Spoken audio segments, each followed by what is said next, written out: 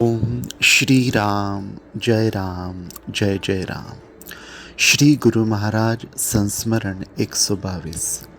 एक भक्त। हमारी बैंक की एक लिमिट थी। उस लिमिट को भरने में बड़ी मुश्किलें आ रही थी। एक बार ऐसा हुआ कि कुछ कैश पेमेंट जमा करने के लिए गया। वह कैश एक दूसरे बैंक से निकाला था और बैंक कैशियर की ही काउंट की हुई नोट की गड्डी थी। जब मैं अपने बैंक के काउंटर पर वह नोट की गड्डी जमा करने पहुंचा तो उसमें 1,000 रुपये कम निकले। 10 लाख रुपयों की नोट की गड्डियों में 1,000 रुपये कम थे। अब संयोग ऐसा कि उस समय मेरी जेब में भी 1,000 रुपये अतिरिक्त नहीं थे।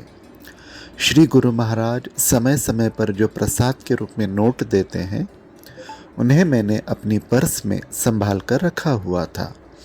उससे मैं कभी खर्च नहीं करता था, परंतु उस समय मैं बैंक के काउंटर पर खड़ा था और कैश जमा करना भी ज़रूरी था। तो भारी मन से मैंने प्रसाद के नोट उस गड्डी में मिलाकर जमा कर दिए।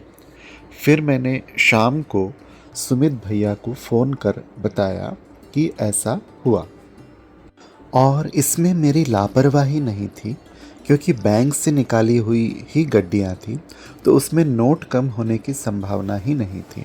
तब सुमित भैया ने कहा कि ये श्री गुरु महाराज की मर्जी से ही हुआ है, उनकी मर्जी के बिना ये हो ही नहीं सकता, तब आप चिंता मत करो। उसके बाद जो हुआ वह अकल्पनीय था। जिस लिमिट को हम पिछले 7 सालों से नहीं भर पा रहे थे, अचानक उसमें पैसा जमा होना शुरू हो गया। हम समझ ही नहीं पा रहे थे कि पैसा कहाँ से आ रहा है, परंतु पैसा लगातार आता रहा और कुछ ही समय में आधी से ज़्यादा लिमिट भर गई।